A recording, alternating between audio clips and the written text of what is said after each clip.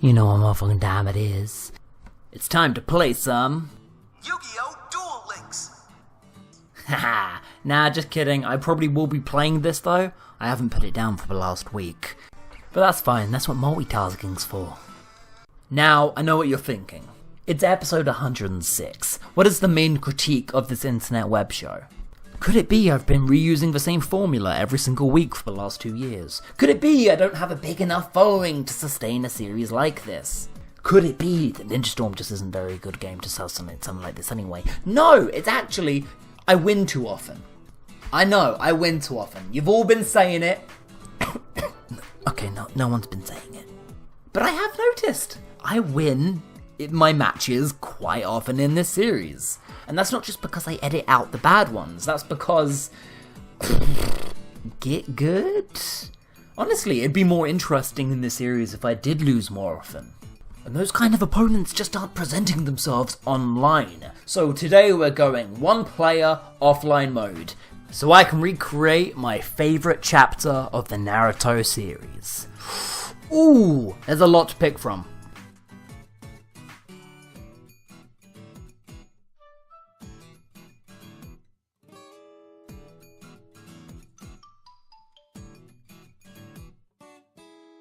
For me personally, I know, and I've known since 2012, what my favourite single chapter is. It was the chapter that got me back into Naruto manga, so that is what we are doing today. I won't tell you what chapter it is, I think it's quite good if you guess, but it has this character in it, and it has this character in it. Now, what do these two ninja have in common? Is there a moment together? Yes. The Division Platoon. The Surprise Attack Ambush Division. I loved these guys, and I'll get into why a little bit later. Now, who did they fight? Oh, you know who they fought. Ido Deidara and Zombie Sass. Bada bingo. I wish all the other characters were in this game, like Shin and Moi and Chikuchi, but you can't have everything. If I've learned one thing from Naruto, is that you can't fucking have everything. Boom! Let's go! First battle of the war. Are we on easy mode? Yeah, probably. Now, this is a weird pick, I know. Sam, why do you like that one weird war chapter with Konkoro? Konkoro of all fucking characters. I'm not a big Konkoro fan. At the time, I was a big Sai fan. Oh! But this was just such an exciting chapter. It's the very first thing that happens in the war. The second that Gaara's Martin Luther King speech ends, we're thrown headfirst in. And all the manga readers did not know what to expect. Ah shit, it's puppet versus puppet. Back the fuck up. Okay, puppet versus puppet, let's try artist versus artist. Haha! And as we know from this arc, Sai does fuck them up quite royally. Oh yeah, that's my favourite panel in any of the Naruto. Is Sai jumping up out of nowhere. Try it, bitch. Okay, maybe he didn't say that, maybe I added that, maybe that's just my memory. He was being a badass that we didn't know was in him. And that's why I love this episode. Like, anyone can make Madara look cool, but this episode makes Sai and Kankuro seem like badasses, and that takes skill. And I think a lot of people didn't like this specific chapter because, number one, everybody hates the war now for some reason. I don't know when that became a cool opinion to have. And number two, it does make Ido, Sasori and Deidara look really, really weak. And yeah, I mean, that's what happens when you bring back Sasori without his fucking puppets. That's bound to happen. But I think it just showed how badass and how far Sai has come himself. Alright, let's go. Woo! We can't have the two men, but this will have to do for now. Ooh! Baller. So this is actually chapter 518. I'm a big fan of the war in general. Sai was my favourite when I was a young kid, actually watching the show for the first time. But I didn't follow the manga until 2012. I remember I was on an airplane when I read this, and it felt like spoilers. I was so sick of getting every single spoiler, every single plot element ruined for me through Tumblr or just social media in general. And the second I learned Kabuto Yakushi is coming back and then gets defeated, and he hadn't even come back in the anime yet.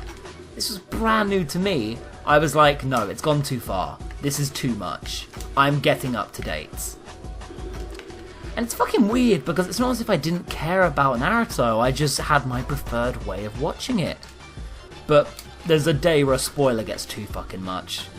People on the internet are not kind, and they do not care about spoilers.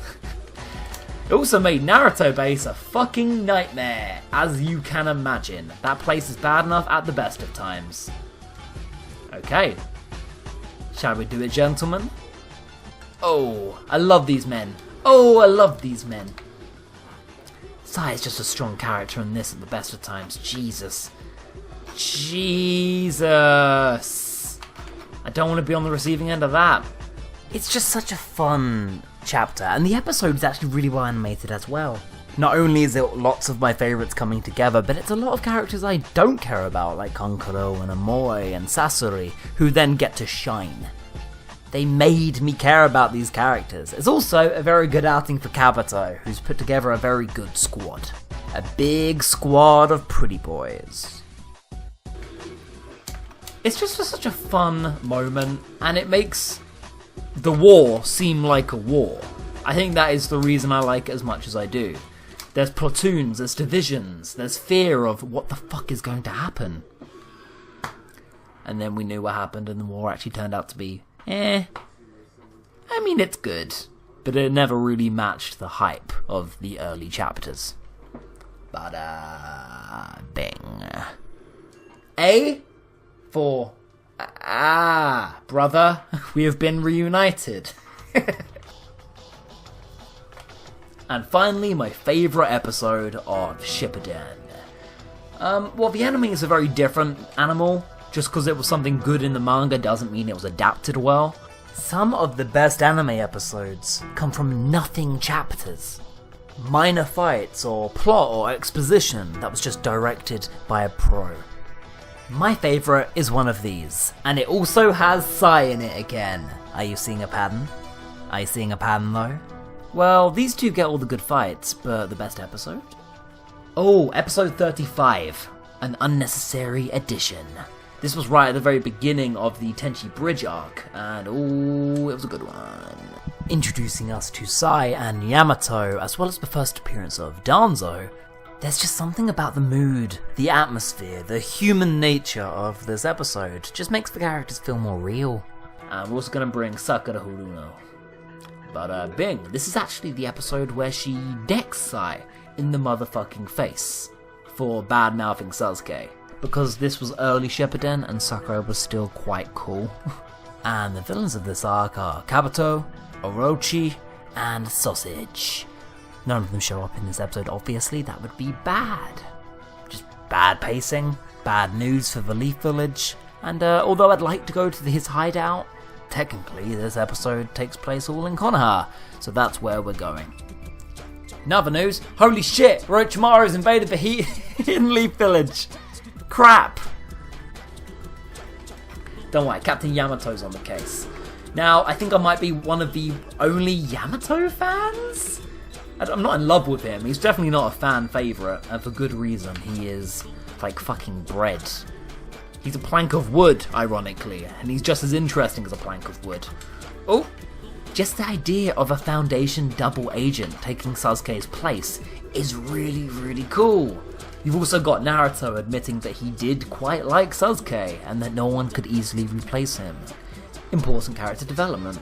But mostly it's just Naruto and Sakura working out a weird, bad team dynamic. Why is this so interesting? I don't know. The good animation might have something to do with it now I think about it, but it was just so dramatically lit.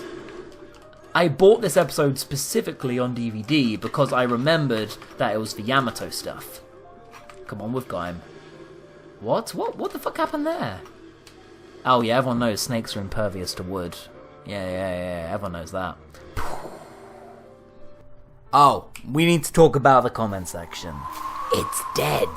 And I know I make like 30 views per video now, but please, themes, suggestions, I don't really know what I want to make, so let me know what you'd like to see. Just don't be like this guy. Naughty step of the week goes to... Oh man, let me dig this my fucking thing up. On my Marvel video. Phase 4 equals feminists, gays, communist, and white-hating demon-crats ruling the earth. Yeah, one of those. One of the Alex Jones lot. How do they find my stuff? So I obviously leave. Hey man, don't you get fucking tired of being a cliche? To which I get, like 5 seconds later, like he was ready at his keyboard to send it, don't you get tired of being a beta-ass gimp? Whoa, okay, whoa, nice. Okay, cool, because that's the quickest way to get me to treat you like an adult, using words you found on the internet. Thanks for the laugh. No probs, now get fucked. Aha, you're on my channel, big boy. Cry, knowing your bloodlines are impure, and Black Panther got more universal love than your mother ever gave you. Boom! Got him! MRAs, go home.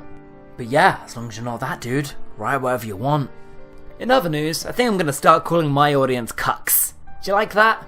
Just call all of you're the cuck fanbase. I think it's fun. So yeah, tell me what you think about that. And just ignore people like that if you see them in the comment section. You gotta laugh, really. You know, Obama turned their frog gay. 9/11 was an inside job. They've got it pretty difficult, guys. And you just know that personalities like that wouldn't function without the internet. See you guys next week.